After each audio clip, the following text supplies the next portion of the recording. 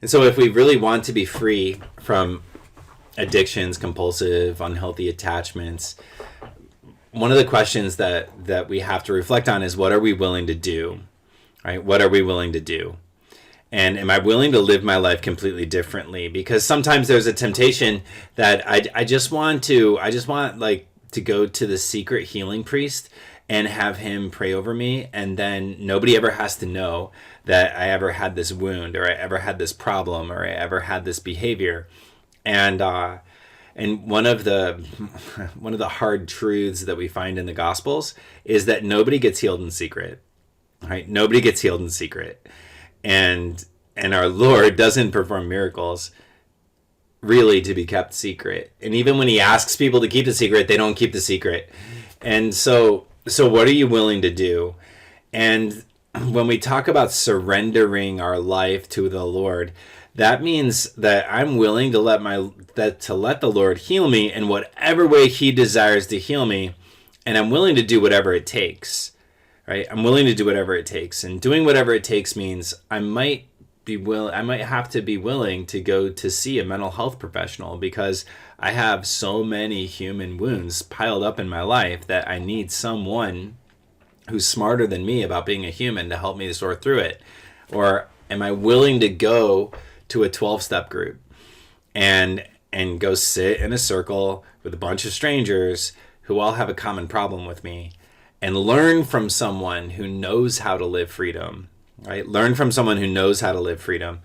The Catechism tells us that it speaks about an apprenticeship in the virtue of chastity, which implies that there's an apprentice and a master, and we all need a chastity master in our life.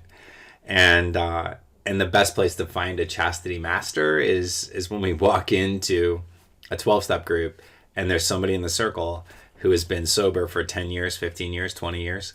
And that long-term sobriety is a witness to the fact that they know something I don't know, and I'm going to humble myself and I'm going to follow them. And the Lord can use that person to help us.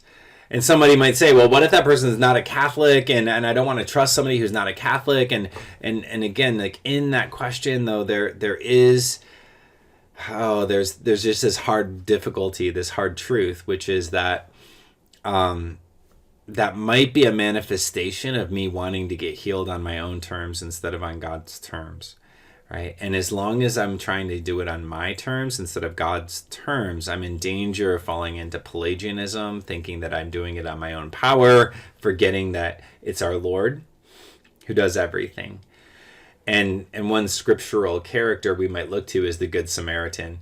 And because the Good Samaritan is the unexpected healer, he's the one that enters into that robber's, or the victim of the robber's, life. And he's not the one that anybody expects would be his healer, right? The priest walks by the other side, the Levi walks by the other side. It's the Samaritan who goes. And the Samaritan's probably the one he would least want to be his healer.